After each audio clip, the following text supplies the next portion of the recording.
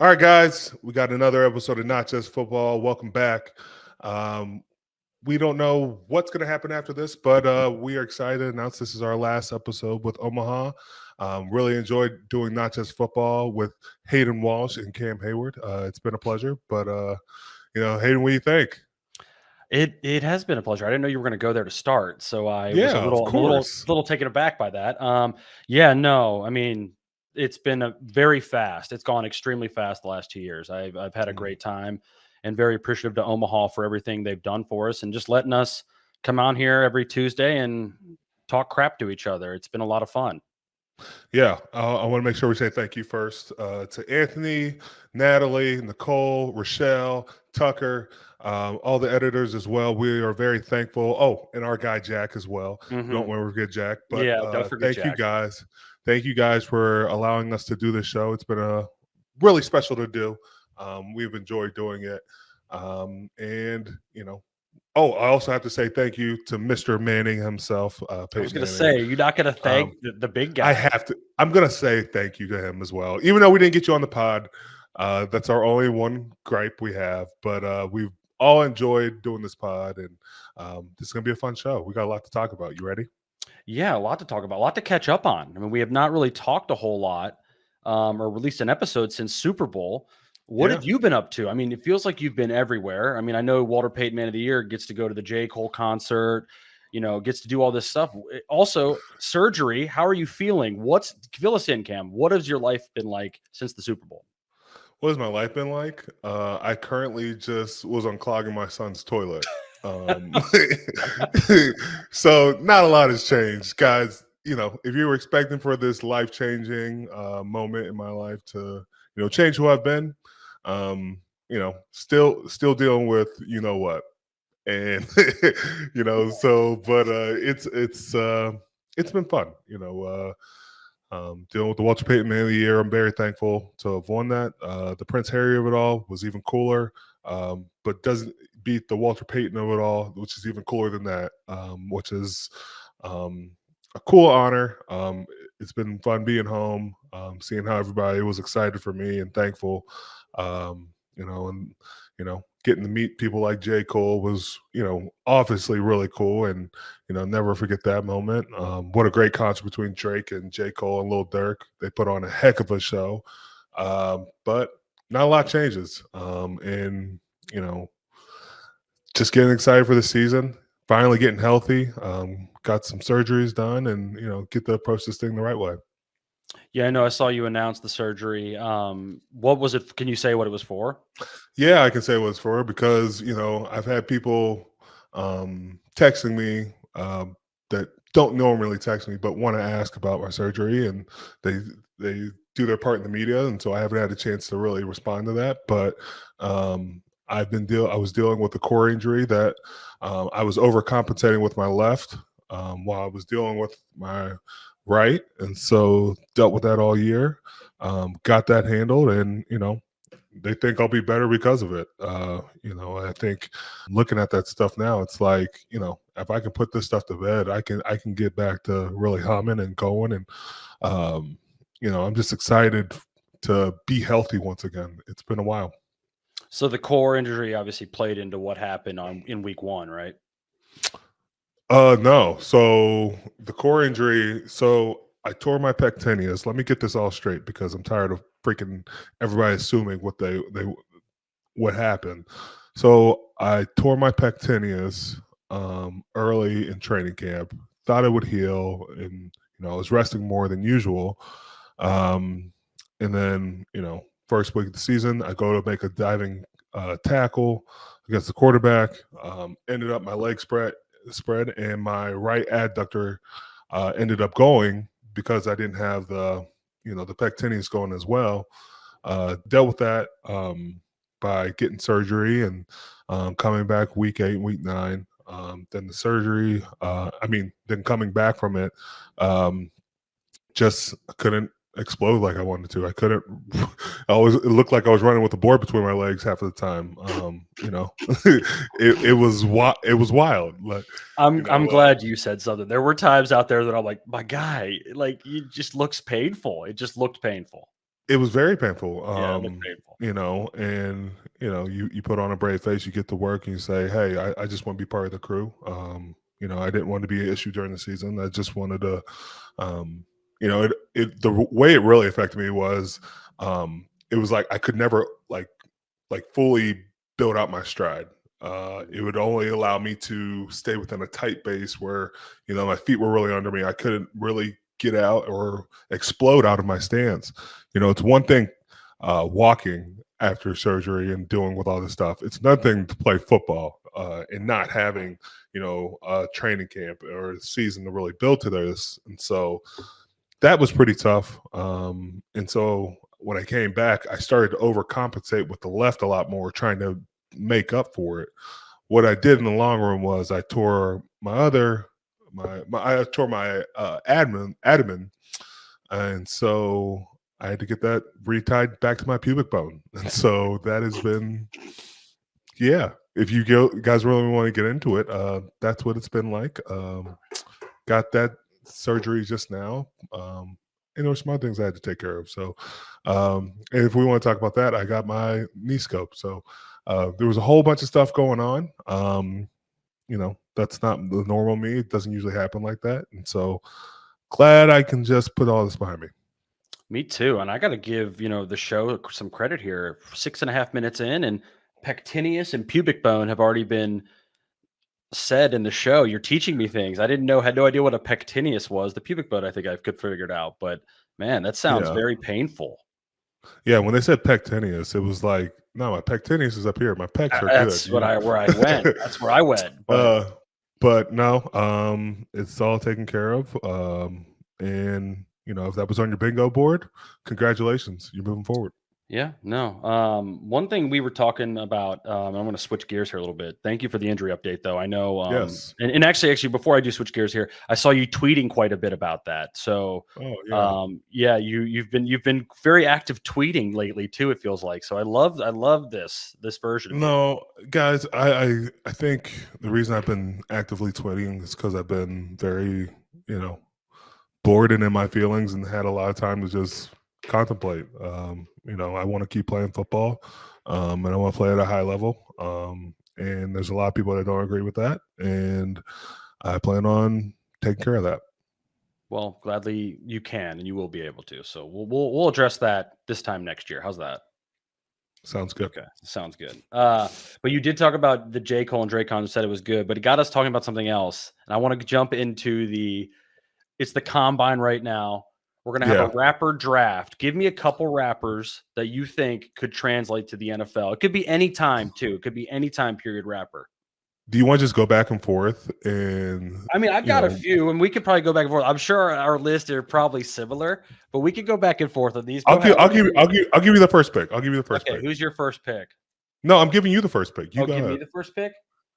I'd say I'd go 50 Cent at strong safety. Wow. Give me a big guy coming downhill. He can play in the box, stop the run. But if you come across the middle, too, he's going to lay the boom. Now, I am worried. A lot of 15-yard penalties, I feel like. He'll be headhunting back there. But I think defensively, that's a guy in the back end that is gonna set the tone. Okay. Well, if you're going to go that, I got to build out my O-line first. I'm going to stay in the trenches. I think I'm going to go the Notorious B.I.G. playing center. How about that? Okay, wow. That's dog. I worry though. That's I feel like that's a lot of weight at center, is it not? I don't know that he's going to be able to make the movements we need him. Center, we can maybe put him at guard. He's a center guard type. He can, he's responsible for all of our line changes. He's definitely going to lean on a player a good bit. The D linemen are going to get sick of dealing with a guy that size. And I just think he shows a real leadership among the group. All right. Well, I'm going to get a guy that may be going up against him. I got a versatile D lineman, pre-weight loss Gucci Man, is going to play defensive line for me. And we think he's going to have a little Aaron Donald in where he can move everywhere.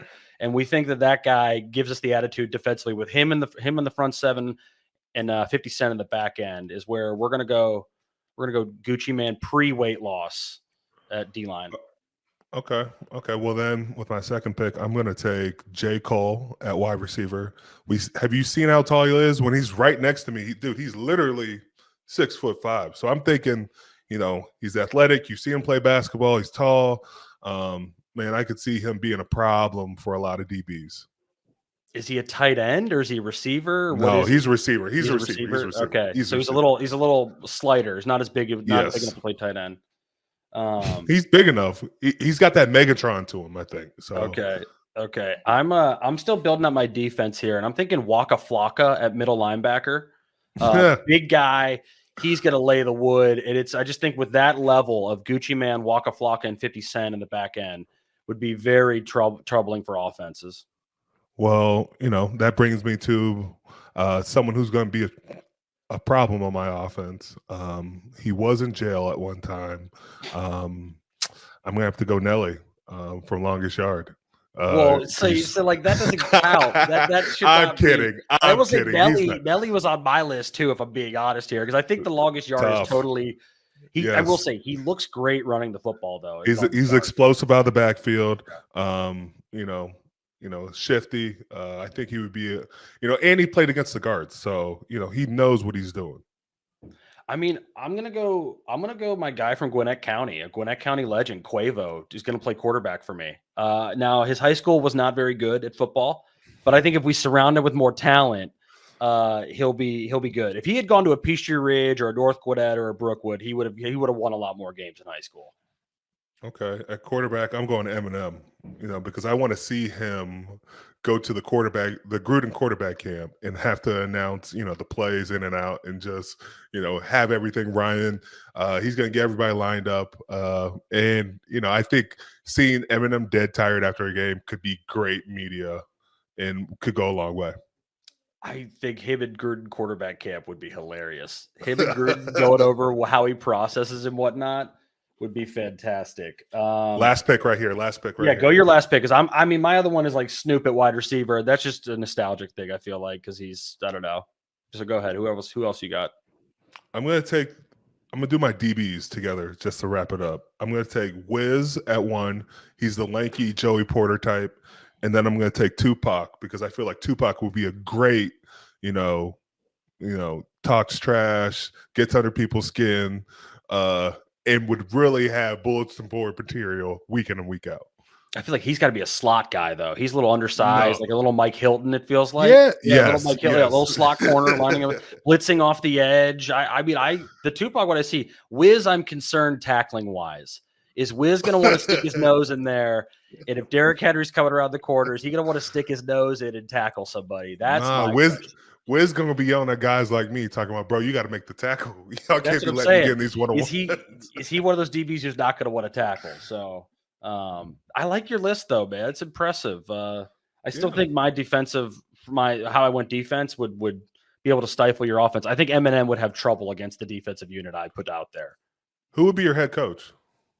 Oh, I don't know. What's the criteria on a head coach? Is it a rapper or is it rapper gets everybody rallies. Who's your head coach? Who's your head coach? Jay-Z.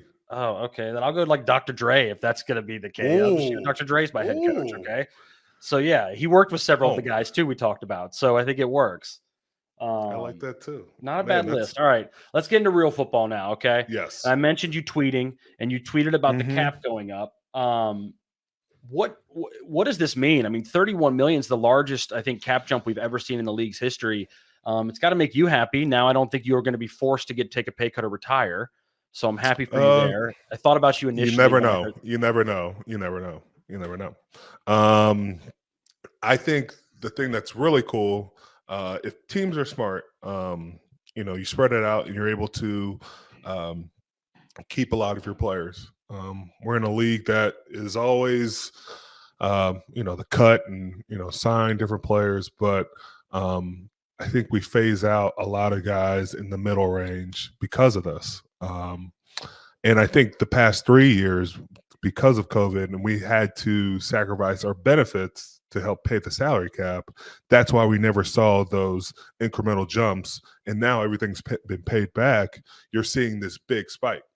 And this allows for the cap to go up, allows for teams to keep their players. I just hope we don't get to a point where it's just, hey, let's keep playing the quarterbacks. We're getting to $60 million cap hits when they're talking about, other players that don't even have a fraction of that, a quarter of that. And so you look at it and you're like, let's the teams that are in the better position with this are the rookie quarterbacks, and the teams that or maybe have the journeyman at quarterback, because they're not just paying this crazy cap number. And I think if you just keep investing in the quarterback, you're going to find yourself in the, hey, when's the cap going up again? You're just going to keep trying to replenish it. I think you got to spread out your resources and make sure you're able to take care of a lot of teams or players. I mean, I think if anything, though, it also sets up free agents to be pretty wild because everybody's going to have money to spend. And like me and you always laugh, like whatever your cap number is right now, it really means nothing because the amount of restructures that can happen, cuts or whatever. And now that you add, they're getting 31 extra million, really makes it crazy. I mean, it really makes me excited for free agency. What about you? Yeah. I think free agency, teams can always get under the cap. The cap and being up against the cap, it's such an imaginary number. You see teams restructure or extend. It's funny when guys say or teams say they have to cut this player when literally they can move things around if they really want to. So we'll see what happens. Free agency is always cool. You always hear that, players are banding together to join who. So we'll see. I mean, I just think about some of the names. I mean, obviously Cousins is out there. There's rumors Russell Wilson eventually could be out there. The Justin Fields trading stuff, so he's not a free agent. But then look at the running back market. I mean, Saquon, Derrick Henry, Austin Eckler, Josh Jacobs, and Tony Pollard all set to hit the open market. I know that position's been devalued, but that's a lot of really good players that, depending on where they go, could really flip some teams, right? I think flip some teams and hopefully reset the market for the running backs. I think you looked at a lot of these guys last year. They took the 1-year deals for as prove-it deals, and some of them proved it, some of them didn't. But all it's going to take is a bidding war. Who's going to pay the most money? Who's going to give a running back an opportunity? There's some great guys in that. Even a guy like Derrick Henry, he might be older in his career, but how many Derrick Henrys are really out there? And so when you have guys who can not only that are one-of-a-kind players, and then two can play multiple positions, whether it's running back, wide receiver, you could even put Saquon back at punt returner because he did it in college. It's just these guys are more valued than just a standard running back. So it's going to be cool to see. And I hear you on Derrick Henry's age. Still had 1,167 yards last year with 12 touchdowns and averaged 4 yards a touch on a team that, no offense to the Titans, wasn't very good. So I wouldn't even say it wasn't very good, but they went into the game. You knew what they were going to do. They were going to run the ball. They're going to give it to Derrick Henry, and what did he do? He was still splitting carries with the other running backs. So, you got to give Derrick Henry his props. It's not like they're hiding behind it. It's not like they have a true balance. The ball was going to Derrick Henry or the other running back. So, props to him for doing what he did this year. Why should you bet with Caesars Sportsbook? 2 words: Caesars Rewards. Every bet brings you closer to the type of benefits only Caesars can offer. Hotel stays, VIP experiences, sports and concert tickets, and more. It's not just an app, it's an empire. What do you think about that, the way that position is being honestly devalued? Your position obviously is not looked at the same way. So what's it like looking at that running back just not getting the love anymore? I just, I don't get the point in devaluing. I think devaluing is a myth that teams say to the running backs, or, because they could apply it to any position. If you have a 3-down running back who does this XYZ, catches the ball in the backfield, he blocks, he runs the ball. I don't get the point in saying, hey, this guy, we can find this guy anywhere. You can't. And it's becoming harder and harder. You can't just plug in. Sure, there are teams that, just want to scat back, but not every team is built like that. And, you get these guys in one-on-ones, they make their money by making guys miss or scoring touchdowns. And that flexibility has to be valued. I agree. And they're really good players. But I also think the other side of that is it's easier to find value at that position than paying a guy 15 to $20 million a year. I mean, a great example is the Steelers. Jalen Warren is an undrafted guy who has produced quite a bit. And I feel like teams think they can find that. Now, I'm with you. Saquon Barkley's worth more than $12 million a year. He just is. He can do so much, but it's just a really weird spot with that position because it feels like it's one of the only ones where you can find the cheap value in the draft or even on the free agent market. See, but I'll my rebuttal to that is you look at offensive linemen, and if your so-called quarterback is the future, they say, hey, we don't really need to pay the lineman. We'll just plug in guys, and then somebody gets hurt. I just think at the running back position, be careful because having a proven commodity and then saying, hey, we can replace that with a guy we just found on the street. I think that's poor scouting. That's poor evaluating the position. I think we get into this thing where we think anybody can do that because everybody thinks they can scheme up the best, and but what about having the best player to scheme around, and not relying on your scheme, but saying, hey, if I put this running back in a one-on-one versus a linebacker and I know he's going to win, what are we really talking about? That's why a guy like Christian McCaffrey is, at the top of our league. If you really look at it, Christian McCaffrey should have been paid like this and should be valued as a top guy because he can do all the things. Saquon can do that. Derrick Henry has caught out of the backfield, and he's making explosive plays. Doesn't matter if it's second along or third along, he's giving yourself an opportunity. Austin Eckler, you look at a guy who, can play run, play pass, is more of a scat guy, but creates those mismatches. If that's the case, why aren't we devaluing wide receivers at the same pace? Because the running backs, I feel like, are doing way more than what a wide receiver is doing. Well, I mean, it's funny too. You say Eckler. Eckler caught 107 balls in 2022. I mean, so it's like it is weird. And I always felt this way about Le'Veon, is that he put up and I get maybe the yards per catch weren't as great, but he still caught like 80 balls in a season while also running it another 250 to 300 times. So it's always weird how they don't give the workhorses the credit, but I don't know. It's just a strange place where that position's at now. Yes. Really weird. Yes. And I know you're probably a little sensitive too, because your dad was a running back. So you have a soft spot for the running backs, I feel like too. It's not just my dad. I just, as a player in this league, you look at it and you just think, the devaluing of players is an entire myth that's made up by the media. That we say like, oh, we can just put anybody in the system, and then we put somebody in the system, and we're like, oh, how did that happen? And it's like we I think a lot of times we try to overthink a situation because we feel like we can save a buck by doing it. Pay the players what they're worth.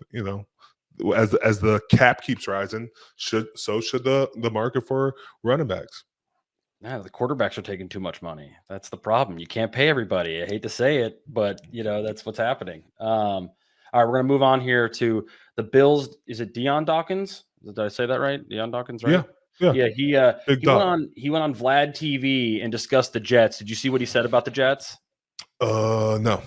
He said, I hate them, all of them, bro. I feel like they play sport, try to be cool. Those are a bunch of dudes that just want to take pictures on Instagram. That's whack. He also called Michael Clemens a boy. I don't know if I'm allowed to say that on Omaha stuff. So if so, cut that out. I apologize. But I wanted to give you the full. I think he even said it with that much zest. I think he said it. I think he said it like that. Yeah. I just gotta say, you're unhinged in your last episode. I'm. It's out of control. Yeah. I think for me personally, I've never. I hate everybody on the field, but I truly don't hate everybody once I leave the field.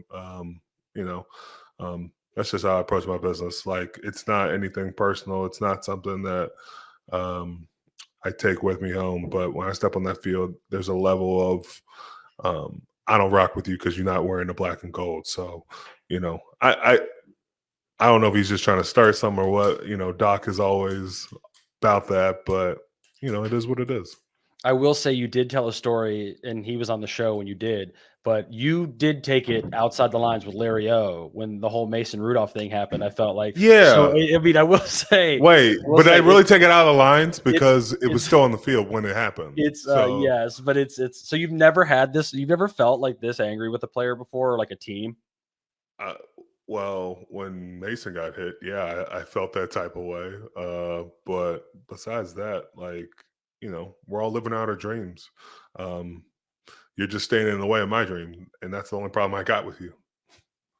Okay, wow. Well, look at you. So you're not no bad blood, and you're just out there just playing the game, but you will get angry when the game's on, huh? Yeah, Yeah. I talk occasionally. I talk trash Yeah. with the best of them, but it is what it is. Yeah. Yeah. Occasionally. I think it's more occasionally. All right, let's go. I want to go GM Cam here. I know Justin Fields has been linked to the Steelers a lot. I don't care about that. I want to go. Okay, the Bears are we got them at the combine. They're answering all these questions. What does GM Cam do with the number 1 overall pick this year? If I'm trying to be the GM of the Bears, I think one, I keep Justin Fields. But this pick, man, let's have a chance to really build around him. I think you can get multiple picks and still wind up with a 3 or 4 fourth pick over round if you really wanted to. And so, if you can walk away with a guy like Marvin Harrison and then still build up your offensive line. I know you cut some players already in Whitehair, and I think they have a big cap too, so you can pay a guy like Jalen Johnson. And I just don't get the point. You already drafted your first round pick in Justin Fields. This is your opportunity to really build around him, give him the success he wants. I think Justin's not a bad player in this league. I think he just needs some pieces around him. Now, let me ask you this. If you're the GM and you hear DJ Moore say, I still don't think they compare to Justin Fields right now when he's talking about the current quarterbacks coming out, would that play into your decision, or can you not really listen to what players want? I think you got to listen to players want a little bit. That can't be your overall thinking, but hopefully DJ Moore is not just saying it just to say it, but he's really studied it, and they've asked for his input, and they're building towards something. But I want my players to know that I'm building a team that they want to play for too, and so one, you want the trust, and you want these guys to feel like they have a say so. But I don't know what they think about Caleb Williams. It's kind of all over the place. Do you want him number 1? Do you feel like you have Justin Fields and you can build around him for the future? I would build around him a lot more. I think you've looked at this team and you've seen it's inconsistent. And it feels like either they've traded a bunch of picks before and didn't have the resources to really do it, but now you do, and you have the cap space. Take a stab at it. Respectfully, I'll say this: DJ Moore's going to be affected by the choice, so I would take his decision. I don't know if he'd be really effective if he's still throwing the ball and getting touchdowns. He ain't effective. Well, I agree, but if he wants a certain quarterback, I'll listen to him. But if it's a D lineman or a DB talking about us drafted a quarterback, no thanks. I don't need to hear your opinion on that. Give me opinion on defense. You're not helping my situation. They're just going to be like, why listen to Cam Heyward? He doesn't know what the hell he's talking. Exactly. And I'll say this too to you. We just talked about the cap and quarterbacks taking it. You're going to have to make a decision on Justin Fields before Caleb Williams. My argument is trade the pick or take the pick, take Caleb Williams, restart the rookie quarterback. You could still build around him. You have a lot of cap space, and you're going to get draft capital. You could go get Marvin Harrison with Caleb Williams, right? I mean, and then go get a bunch of guys in free agency, and the quarterback's not making any money. You're going to make a decision on Fields here soon. Okay, whatever you say. I mean, you're the guy who's telling me about the quarterback eating the cap, and now you're telling them they got to pay the quarterback. Hey, you can lower the cap by extending them. Let's get that off the, get that right. Because everybody likes to talk about, oh my gosh, the cap's this. If you actually extend them, you lower the cap.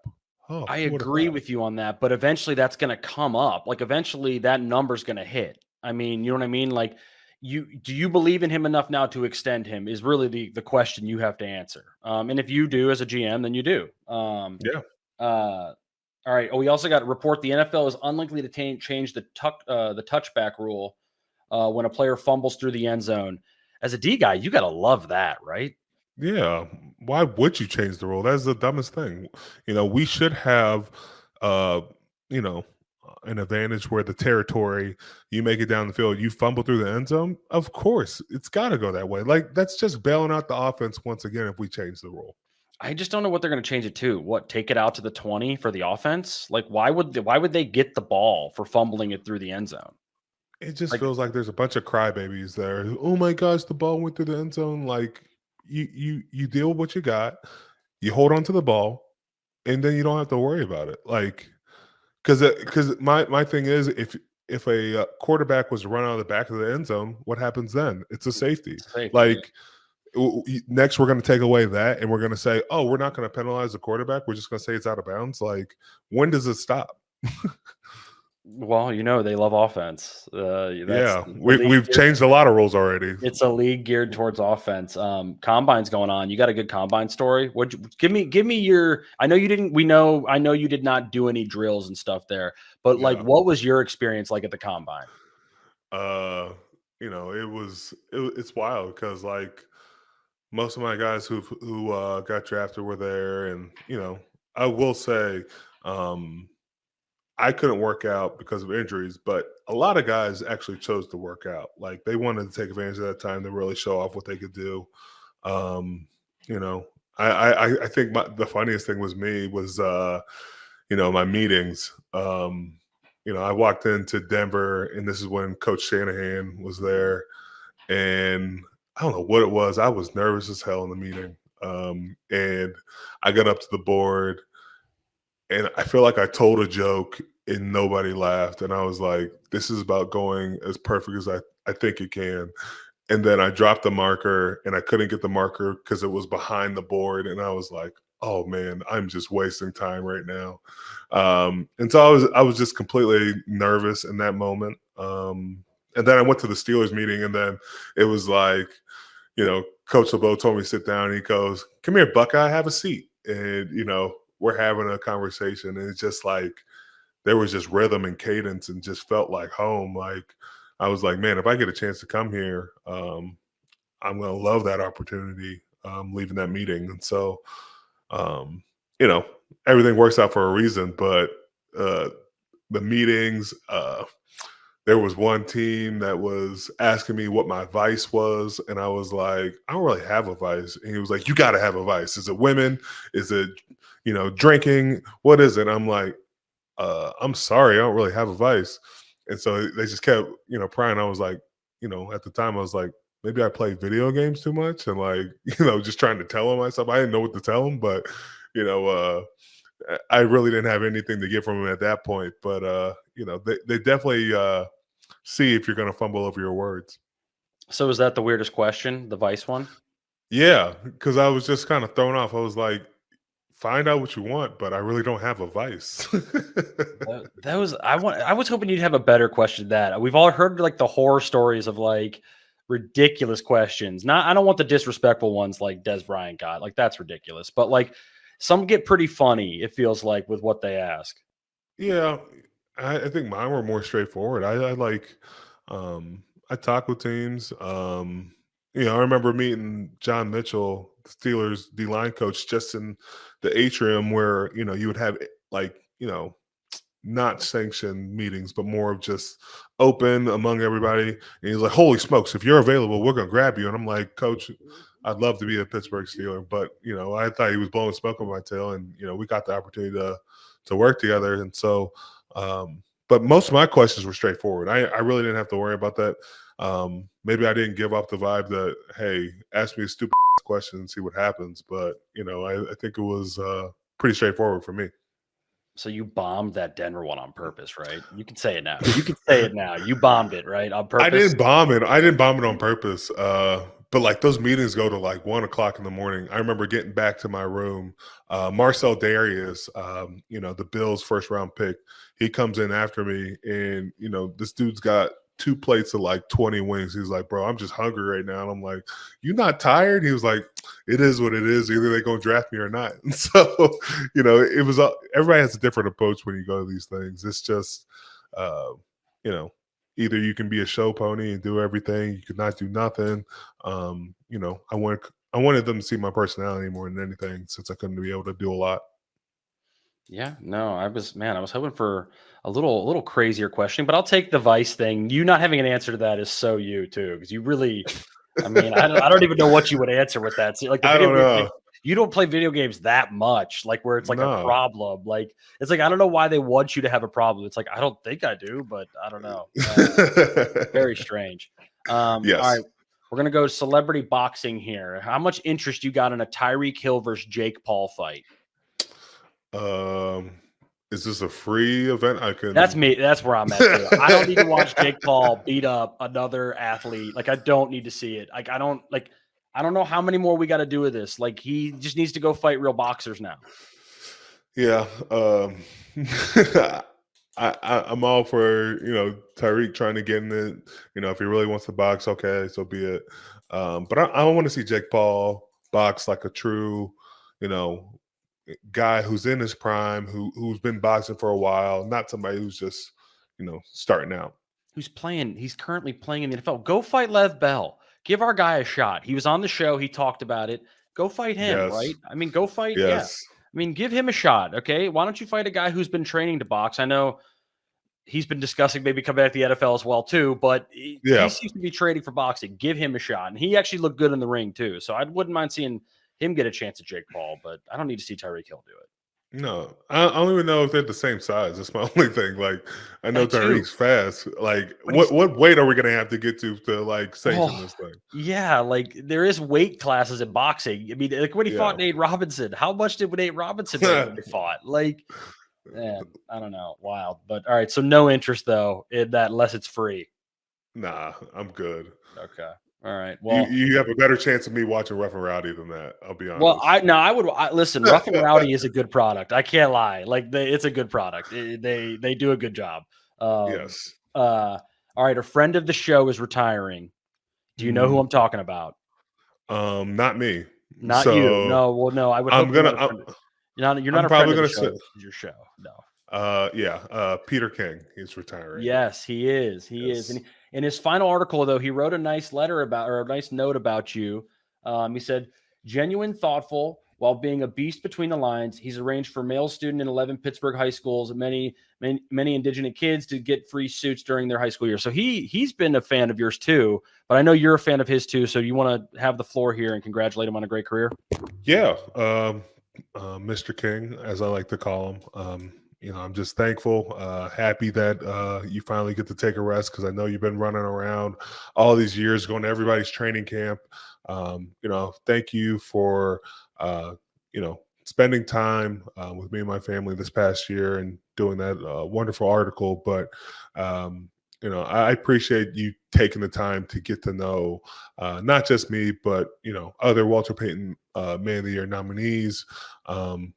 He's been part of the voting process, I found out, but he does a great job, and he's very thorough, and he's not just someone who wants to write something just to write something. He wants there to be more to the story, and he wants to find out the essence behind a person. And so I always appreciate that. Your candor, and you were exploratory, but yet you were respectful. And in today's culture, that is very rare, and I am very appreciative of that. So thank you so much. Enjoy retirement. Hopefully you got some pina coladas coming to you very soon on a beach somewhere, so you can really get a chance to relax.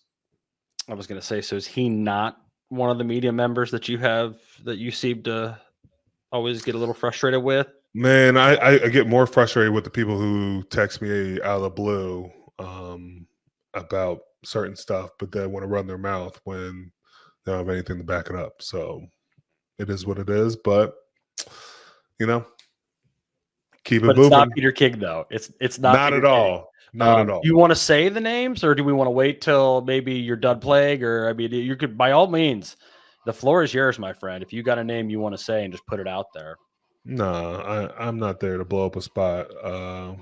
Well, that'll get them more But clicks too. That's the issue. If you say it, exactly. then they Yeah. get more, yeah. So I can kind of see why you wouldn't want to do that. But if You you ever know, do want to say the name, just say it on here. That's all I ask. yeah, it's just funny because, like, I'm very thankful.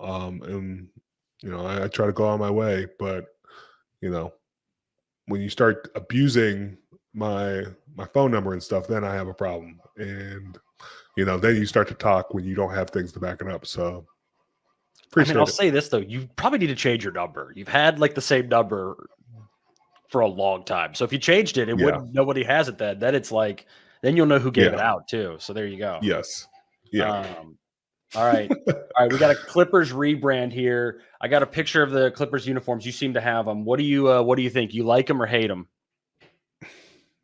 The Pittsburgh in me loves the Gateway Clipper on the jersey, but I like the old Clipper jerseys. I like the royal blue with the red rather than these, but I'm a guy for vintage and nostalgia. I don't really care for these.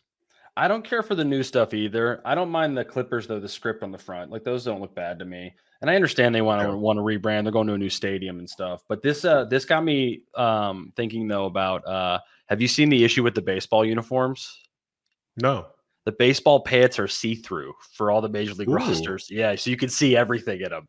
And I'm Shout out to our Hayden's brother, Jaden Walsh. Yeah, Jared Walsh. Yeah, get a good look, ladies, because it's the whole thing's gonna be out. Yeah, but I'm like, I don't know how Fanatics made that mistake. It's like the jersey, I guess they totally ignored the pants. I don't know what it was. Wait, so Fanatics is the actual sponsor of the MLB? It's weird. It's a Nike deal, but it's also like Fanatics is involved, I believe. I'm not really sure. Because also if you go look too, they also the jerseys, the names on the back are like really small too. Like the font is really small. So people are not happy with the MLB jerseys right now. Yeah, you know, I don't think our pants really go through that. I know it's getting to that point, and most guys are pulling their shorts up anyways to show off their knees, which makes no sense to me. But I guess that's just style. Maybe it'll be the style in MLB where we got the see-through pants. See what's really going on. I mean, I don't know, man. It's bad though. If you haven't, go look at it. But anybody who's listening, I would say go look at it. It's really weird. You can see everything. It's not good. Not a good look. All right, we're gonna end this here too. I want to. We don't have to go deep into it, but we both are Love is Blind people. Okay. Yes. We don't know who's making it to the altar yet, so this is not a spoiler alert. If you had to pick a couple that's gonna make it, who's making it and why? Bro, this is easy. I'm choosing Amy and Johnny. I know they've got some problems about having kids and whatever, but like when you look at the other situations, they are way crazier. Like you got people talking about their Megan Fox, you got people saying they're Christian McCaffrey, you got another person who just doesn't want to talk. Like, you got other people sneaking out in the middle of the night and then, giving locations. Like if that's all happening, I'm pretty sure I'm gonna go for the person where our biggest issue is we don't want to have kids right now.